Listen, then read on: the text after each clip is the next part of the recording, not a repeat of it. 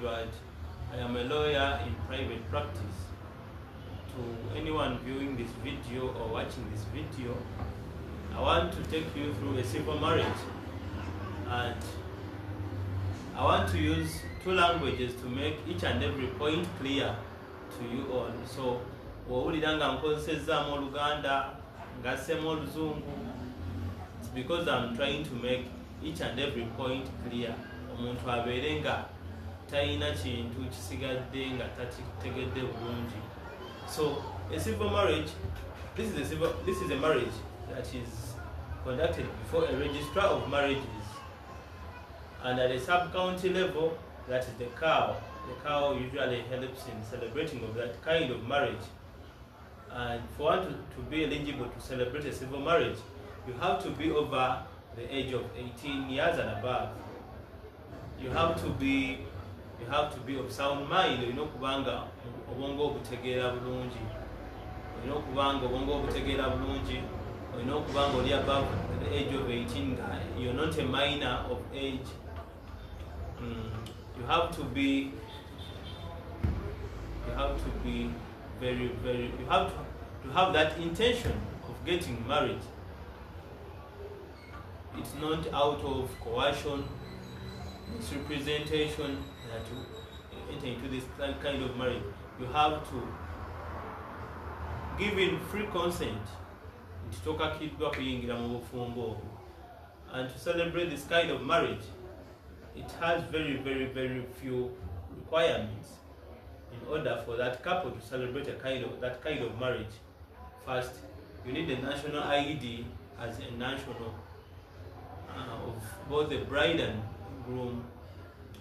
You need an LC letter of where you reside, and the LC one will notify the registrar that so and so residents of my area, they are good citizens, they have resided in this place for this period of time. And once you present that letter, you have to accompany it with other requirements: a photo, passport photo of the bride and the groom. You have to provide the witnesses that you intend to use when you're celebrating that kind of marriage. You need to come up with registered affidavits or statutory declarations for each and every bride or groom. Each bride has to be having a statutory declaration. A bridegroom has to also have his own registered affidavit or a statutory declaration, and you can get this from a lawyer. You can contact a lawyer to draft for you the affidavits so that he can register them and give them back to you, so that you can forward them to the registrar in order to celebrate this kind of marriage. Once you lodge this application, a notice will be published at the notice board of the registrar, informing the general public that so and so is going to get married within the next weeks to come. So the purpose of the notice is to inform anyone who would have an objection in relation to this intended celebrated marriage to come in with an objection. In case there is no any objection, the marriage will be held before the registrar. And marriages before the registrar normally take place at the registrar's office between the hours of 9 to 5.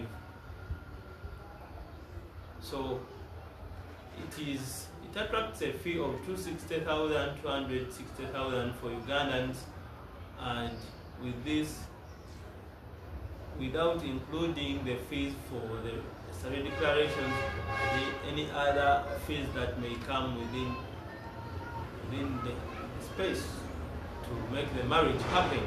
So don't be there in the cohabitation saying that marriage is expensive.